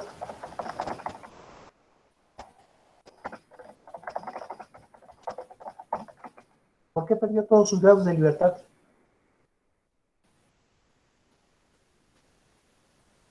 Está empotrado.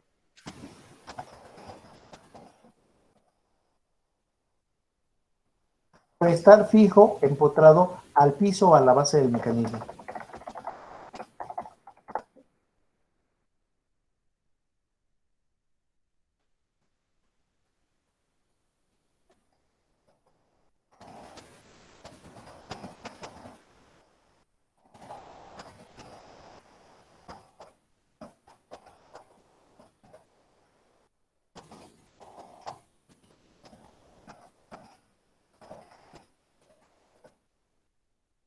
Generalmente se toma en cuenta como eslabón, pero pierde todos sus grados de libertad.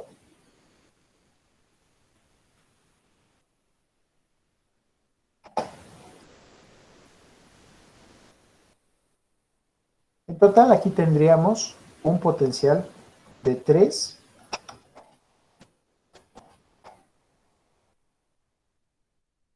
por 2 cuerpos grados de libertad potenciales.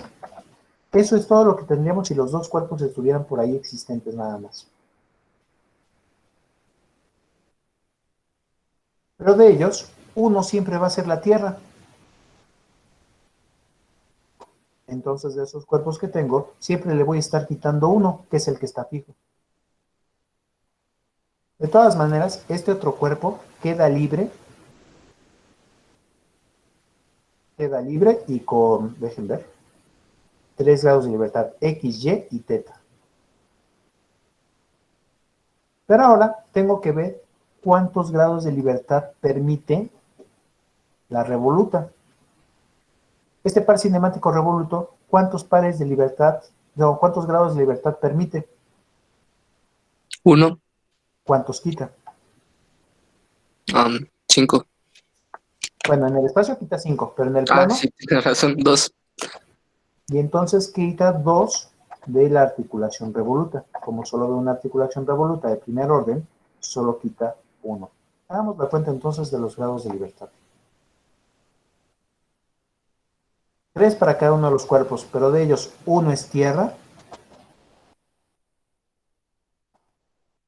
Entonces me queda 2 menos 1 a 1 por 3, 3. Menos 2 por 1, 2. 3 menos 2 igual a 1 grado de libertad. Parece ser entonces que los grados de libertad los vamos a estar calculando, por lo menos en el plano, con 3 grados de libertad potenciales para cada uno de los n cuerpos, menos aquellos que sean tierra. Y de ahí voy a estarle quitando 2 grados de libertad a aquellos que permiten solo un movimiento, juntas completas, y menos 1 grado de libertad a aquellos que permiten 2 movimientos semijuntas.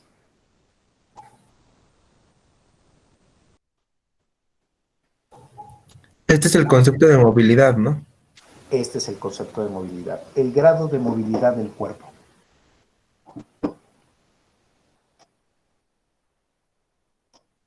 L, grados de libertad. N, no van a ser cuerpos, eslabones. ¿En que no puedo decir que sean simplemente cuerpos, sino son eslabones, partes de la cadena cinemática que tienen el mismo movimiento? T, tierra.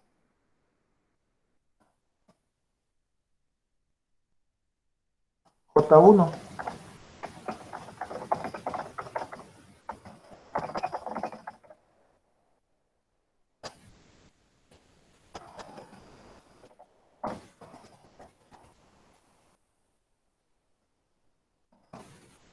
Pares cinemáticos que solo permiten 1 grado de libertad. Quitar los otros 2. Es muy largo el nombre. A estos se llaman juntas completas.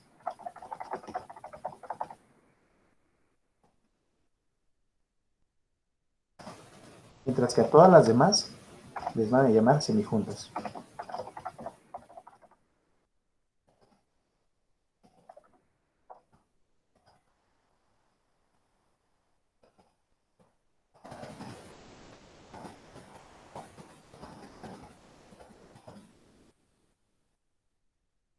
Por ejemplo, si fuera un par cinemático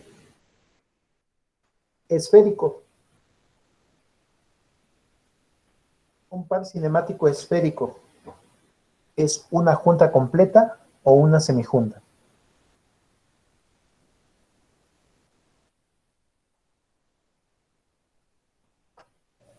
¿Sería una semijunta en el plano? El par cinemático esférico funciona en el espacio. Ah, ok, entonces sería una junta completa, ¿no? A ver, otra vez. Una junta completa. Pares cinemáticos que solo permiten 1 grado de libertad. Quitar los otros 2 en el plano.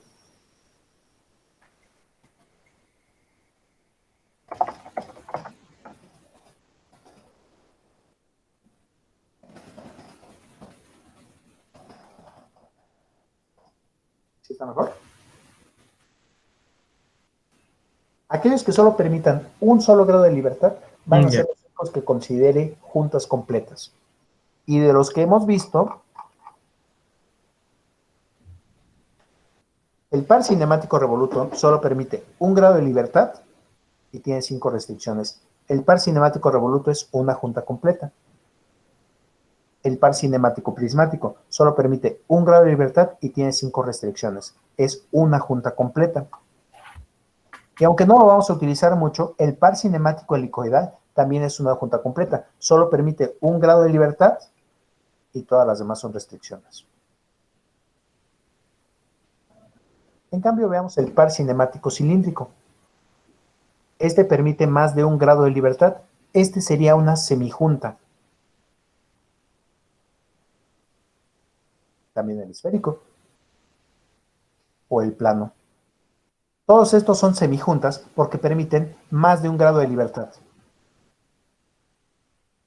Profesor, el par cinemático helicoidal no es semijunta. ¿Cuántos grados de libertad permite? Ah, claro, sí. O sea, permite 1, pero es porque no son independientes, ¿no? Es porque no son independientes. Muy bien. Si rota, crea una fuerza resistente. O si se traslada, crea un par resistente. Entonces, en realidad, solo tiene un grado de libertad y las otras 5 son restricciones. Esta sería una junta completa. Vuelvo a la parte de abajo. Juntas completas son los pares cinemáticos que solo permiten un grado de libertad. Quitan todos los demás. Y si estamos analizando el plano, van a quitar los otros 2. Y si estamos analizando el espacio, van a quitar los otros 5. De ahí, todas las demás van a ser semijuntas. Por ejemplo, una J2, pares cinemáticos permiten 2 grados de libertad. J3, pares cinemáticos que permiten 3 grados de libertad.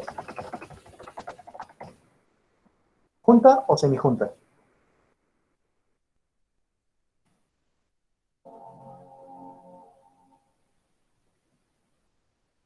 Semijunta, ¿no, profesor? Semijunta. ¿Por qué? Porque no permite un grado de libertad, permite más de un grado de libertad. Solo por eso, semijunta.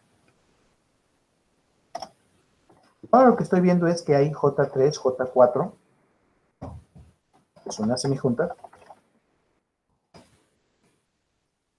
Sería un par cinemático.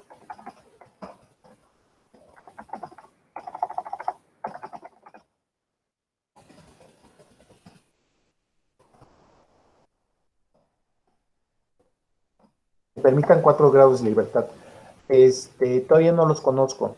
Tal vez apenas están en desarrollo. Que me permitía 2 rotaciones, 2 traslaciones. No se me ocurre ahorita uno que pudiera ser así, pero es posible que exista un J4, un J5.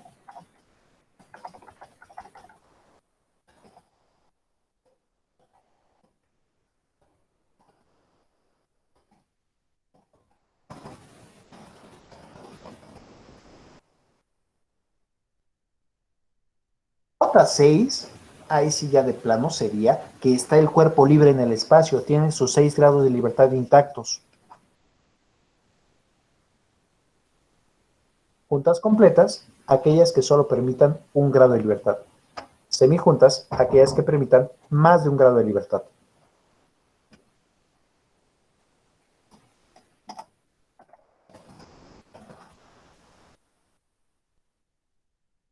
Las primeras dos, J1 y J2, serían para el plano, mientras que las J3, J4 y J5 ya serían para el espacio.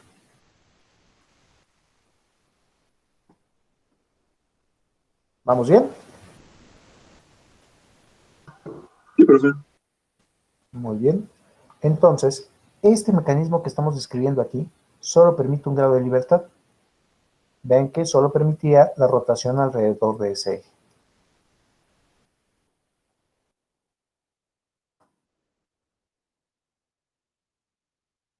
Volvamos a analizarlo, pero ahora con otro mecanismo. Va a ser muy parecido.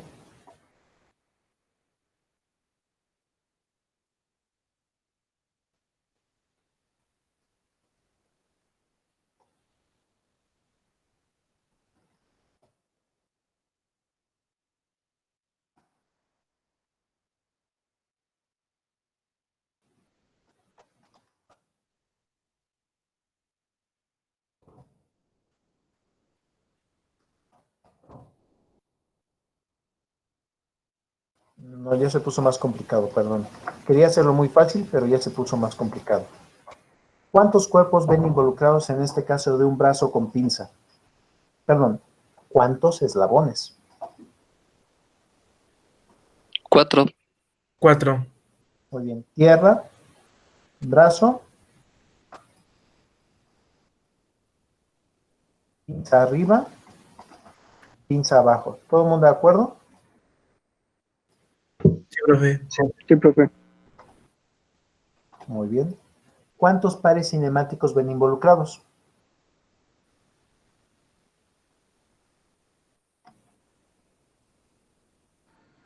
¿2? Yo digo que 3, ¿no? Yo digo No. que no sé, y por eso me confunde. El primero sería un par cinemático de primer orden. Solo conecta al cuerpo 1 y al cuerpo 2. Al solo conectar los dos cuerpos diría 2 menos 1, 1. Es un par cinemático de primer orden. Este orden quiere decir que lo voy a tomar en cuenta solo una vez. En cambio, veamos el siguiente par cinemático, el que conecta 2 con 3 con 4. Es un par cinemático revoluto. ¿De qué orden? ¿Cuántos cuerpos llegan a ese par cinemático? 2. Entonces, Llegan 3 cuerpos no, y llegan sería de tres. orden 2, ¿no? Ah, sí, sí. Llega el 3. 2, el 3 y el 4. Llegan 3 cuerpos. Y 3 menos 1. Este es un par cinemático de orden 2. Eso del orden va a decir que lo vamos a tener que tomar en cuenta 2 veces. Una vez para restringir el movimiento de 3 con 2 y 2 veces para restringir el movimiento de 4 con 2. El orden del par cinemático nos va a ayudar para saber cuántas veces lo necesitamos tomar dentro de las ecuaciones de movilidad.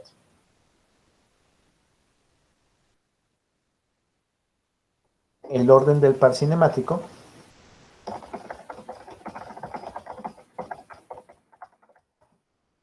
nos ayuda a conocer cuántas veces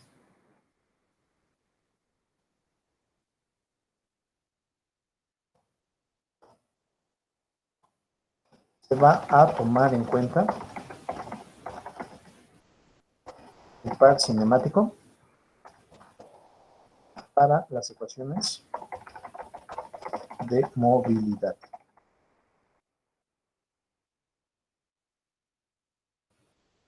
Hagamos nuestra ecuación de movilidad.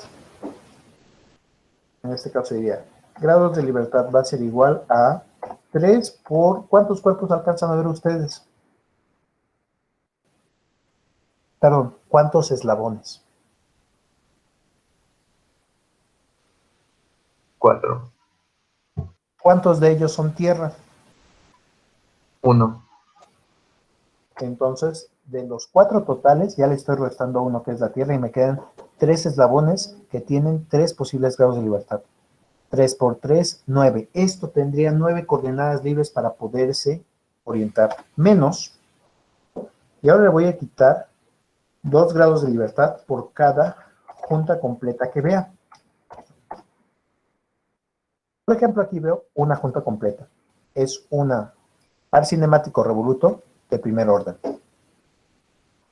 Ahí va uno. Aquí veo otro par cinemático, pero este es de segundo orden. ¿Cuántas veces lo voy a tomar? 2 veces. 2 veces. Mm. Para eso es el orden del par cinemático. ¿Ven algún otro par cinemático que esté afectando aquí? Por ejemplo, uno que permita 2 grados de libertad.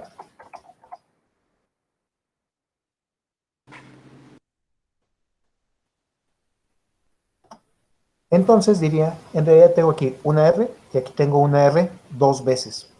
R de primer orden, R de segundo orden. Al hacer nuestra ecuación de grados de libertad, esta queda. 3 por 4 menos 1, 4 menos 1 a 3 por 3, 9, menos 1 más 2, 3 por 2, 6. 9 menos 6 a 3 grados de libertad. Y aquí necesito 3 coordenadas para poder tener determinado bien todo el sistema. La orientación del primer eslabón, la orientación del tercer eslabón y la orientación del cuarto eslabón. Y cuando tenga esos 3 grados de libertad determinados, ya sabré cómo está nuestro mecanismo. ¿Dudas hasta aquí? No, profe. Me falta entonces lo que es grado de un par cinemático, o tal vez lo encontraron como grado de una articulación. ¿Qué encontraron? Era los grados de libertad que permitía. Esa es una. Pero si no mal recuerdo, hay otro que se llama... grados de libertad. Son los que vimos ahí arriba en los pares cinemáticos. ¿Dudas de cómo obtener el grado de libertad de un par cinemático? No, profe. Muy bien. Entonces, siguiente tarea. Esta sí para el jueves. Tarea 6. Sí, es la 6. Sí, los 6.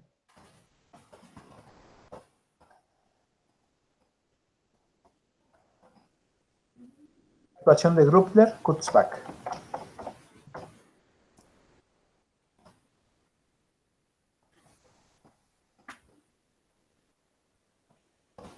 Y desigualdad de Grashof. Por favor, busquen a estos dos cuates, a Gruber-Kutzbach, y vean qué es lo que dice su ecuación de movilidad. Ya la empezamos a ocupar, pero quiero que conozcan más acerca de la ecuación de movilidad. Grubler, también lo pueden encontrar como Gruebler, en lugar de la U con puntitos, UE. Grubler-Kutzbach. Y la otra es la desigualdad de Grashof. Grashof. O ley de Grashof. Grashof sería más bien su nombre. Entonces, busquen estas dos. Por favor, hagan un resumen de una cuartilla de Grubler-Kutzbach y una cuartilla de la desigualdad de Grashof. Y de esa platicaremos la próxima clase.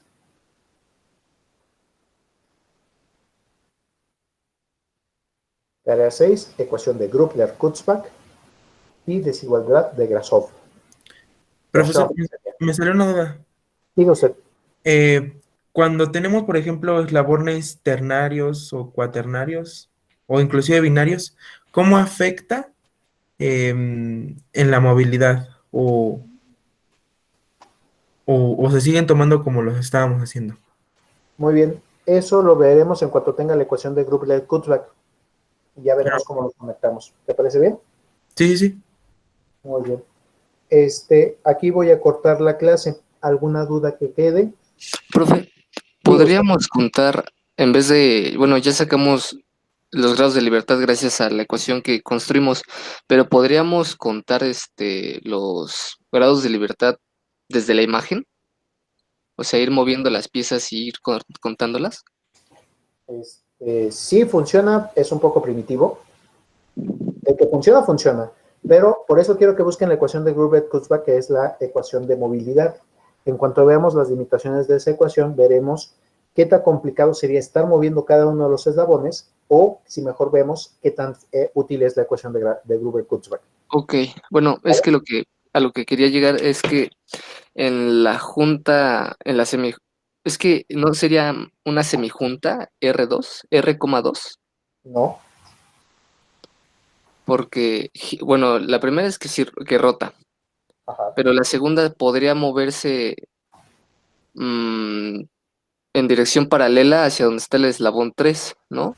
¿O no? No. El 4 sobre el 2 se mueve, y ahí hay un par cinemático, 2 con 4. Y el 3 con el 2 se mueve. Ahí está el otro par cinemático, 3 con 2. Ajá, porque rotan. Porque rotan. Ok. Entonces, ahí en esa articulación, par cinemático revolutor, de segundo orden, es de segundo orden porque llegan 3 cuerpos ahí. A uno lo fijo, a 2, y veo como 4 y 3 pueden rotar libremente sobre 2.